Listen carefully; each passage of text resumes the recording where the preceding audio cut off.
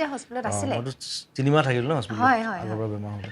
তেতিয়াও সৃষ্টি মানে তেতিয়া মই চব পাহৰি গৈছিলোঁ কিন্তু গান বনাবলৈ পৰা নাছিলোঁ কাৰণ আপুনি গানৰ মানুহ অকণ পুৰণা ষ্টাইলৰ গান তোমাৰ নীলি